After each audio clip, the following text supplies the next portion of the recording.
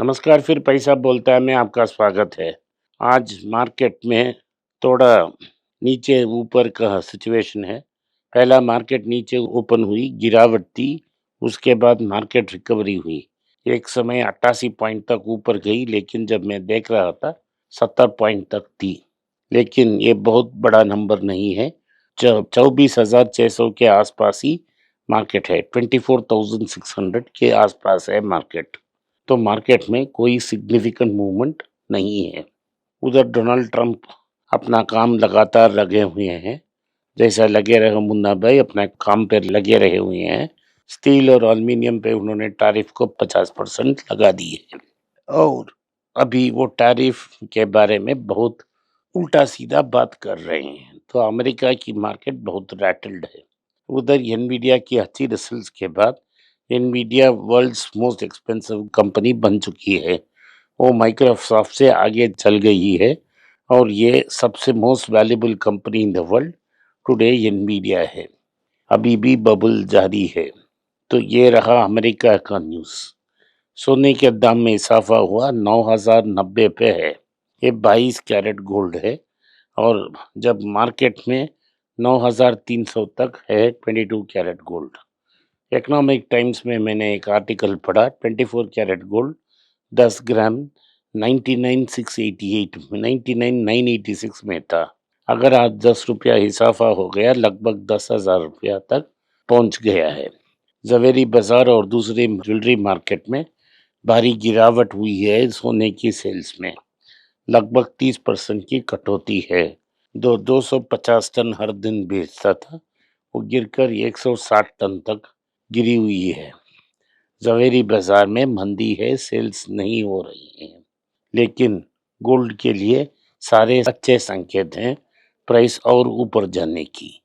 Quant mutual fund ने कहा है, जो फ्रंट लाइनिंग स्कैंडल में पकड़ा गया, कि गोल्ड शॉर्ट टर्म में 10 या 12% गिर सकती है। इसका मतलब है 22 कैरेट गोल्ड 8,300 और 24 कैरेट 9,000 तक गिर सकता है। मुझे उसका संकेत नहीं दिख रहा है, लेकिन अगर वैसा हो गया तो हमारे लिए ज़रूर अच्छे दिन हैं। हम इसको कंसिडर कर सकते हैं। ओवरऑल सारे कंडीशंस मार्केट में उसके पॉजिटिव हैं। डॉलर भी वीक है, यूरो में इन्फ्लेशन गिरी है, सारी जगह में रेट कट्स हो रही है, एक्सेप्ट जापान जहां इंटरेस्ट रेट बढ़ेगा। जब तभी इंटरेस्ट रेट्स की अमेरिका में शुरू होती है तो गोल्ड का दाम ऊपर जाएगा। तो अगर शॉर्ट टर्म में कुछ गिरावट आई है मार्केट में, उन्हें कंसिडर करने के लिए एक सुनहरा मौका है। उस मौका को आपको यूज करना पड़ेगा। ये रहा गोल्ड के बारे में। बीएटी बैट ने कहा है कि वो आईटीसी में स्टॉक को कम नहीं करेंगे और स्टॉक को वैसे ही रखेंगे 23% में। उन्होंने कहा है कि उनकी दो डायरेक्टर्स हैं और डायरेक्टर्स को रखेंगे ताकि कंपनी की स्ट्रैटेजिक डायरेक्शन को गाइड कर सकें। लेकिन क्या होगा इसके बारे में हम पता नहीं, क्योंकि और इन्वेस्टमेंट्स करने के लिए टोबैको में बहुत बड़ा रेस्ट्रिक्शंस है। अगर बैट स्टॉक को कम करती है, वापस स्टॉक खरीद नहीं पाएगी, यही लेवल पे स्टक हो जाएगी। भारत की ऑटो मार्केट बहुत वीक है। पिछले साल और इस साल में अगर हम एक्सपोर्ट्स को छोड़ दें तो फोर व्हीलर में सिर्फ 2% की इजाफा है, लगभग नेगेटिव है। अप्रैल में पिछले साल के कंपेयर में सेल्स नेगेटिव था। जो भी ऊपर हुआ वो सब ऊपर होने का एक ही कारण है कि वो एक्सपोर्ट्स में गया है। जिमी मारुति ने जापान में कुछ स्टॉक्स बेचा और मिडिल ईस्ट में स्टॉक्स बेचा। होंडा, निसान और वॉक्सवैगन भी भारत के बाहर स्टॉक बेच रहे हैं।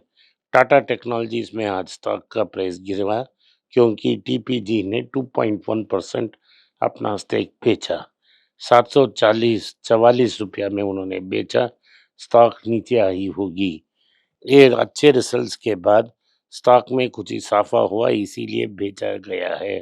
आईपीओ में इस स्टॉक 500 रुपया में आया था और सिर्फ ये और बजाज हाउसिंग फाइनेंस ऐसे दो स्टॉक्स हैं जो आईपीओ के बहुत ऊपर ट्रेड हो रहे हैं और नामी कंपनियां भी हैं।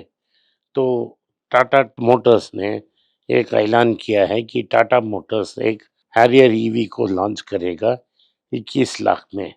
इस 21 लाख गाड़ी महिंद्रा के और महिंद्रा रॉक्स की ईवी व्हीकल के साथ compete करेगा। लेकिन इंटरेस्टिंग बात ये है कि डीजल हैरियर जो ऑटोमेटिक है उससे ईवी ऑटोमेटिक सस्ता हो गया है। ये पहला संकेत है कि ईवी गाड़ी चीप हो रही है। बैंक्स के पास बहुत बहुत पैसे हैं लेकिन लेंड करने के लिए जगह नहीं है क्योंकि मार्केट बहुत वीक है और इन्वेस्टमेंट डिमांड भी नहीं है। रिटेल लेंडिंग करने में बैंक्स वेरी हैं क्योंकि वहाँ बहुत एनपीए हो रही है। तो बैंक्स को लेंड करने में मुश्किलात पैदा हो रहे हैं। तो वो ओवरनाइट और डेट मार्केट्स में दूसरी बैंक राइवल बैंक की म्यूचुअल फंड्स में इन्वेस्ट कर रहे हैं। ए बैंक बी बैंक के म्यूचुअल फंड्स में इन्वेस्ट करेगा और बी बैंक ए बैंक के म्यूचुअल फंड्स में इन्वेस्ट करेगा। ये आई scratch your back you scratch your back का हो रहा है। बेसिकली क्रेडिट ऑफटेक बहुत बुरा है। एक और न्यूज़ आया है ब्लूमबर्ग में शायद कि टू व्हीलर पोर्टफोलियो में बहुत प्रेशर है मार्केट में और जो एंट्री लेवल पहले नौकरी मिलने वाले लोग जो टू व्हीलर को खरीदते हैं वो लोन को भरपाई नहीं कर पा रहे हैं और उनके लोन्स एनपीए हो रहे हैं। ये और संकेत है कि जो अनसिक्योर्ड क्रेडिट में सा प्रॉब्लम था वो आकर क्रेडिट में भी फंस गया है। एंट्री लेवल सिक्योर्ड से क्रेडिट में भी फंस गया है। इसका मतलब है कि लोकल में जो डिस्ट्रेस बढ़ रही है वो बरकरार है और डिस्ट्रेस बढ़ेगी। टेस्ला की फोर्थ इंडिया ऑफिस ओपन हुई है मुंबई में, कुर्ला में वो कर रही है। 35 लाख का महीने का रेंट में उन्होंने एक ऑफिस खुली है। लेकिन आपको याद दिला दे मिनिस्टर एच डी कुमार स्वामी ने कहा था टेस्ला भारत में प्रवेश नहीं करेगा। जाइडस ने अमेरिका में एग्नस नाम का एक कंपनी को खरीद ली है। कैलिफोर्निया में उनके पास क्लिनिकल रिसर्च फैसिलिटीज है और ये बायोटेक कंपनी है। वो सेल्यूलर बायोलॉजी में ऑन्कोलॉजी में काम करती है। तो ये दूसरा बड़ा एक्विजिशन है। इसके पहले फ्रेंच का कंपनी को एक्वायर किया जहां से वो ऑर्थोपेडिक प्रोडक्ट्स बनाने की कोशिश कर रहे हैं। अगर साइडस वेलनेस में की प्राइस में थोड़ा मंदी आई तो आप इसको कंसिडर कर सकते हो। ये बहुत अच्छा कंपनी है। उसके पास एक स्ट्रॉन्ग पोर्टफोलियो भी है जहां एफएमसीजी पोर्टफोलियो है जहां natural sweetness artificial sugar Complan जैसे ब्रांड्स भी उनके पास हैं।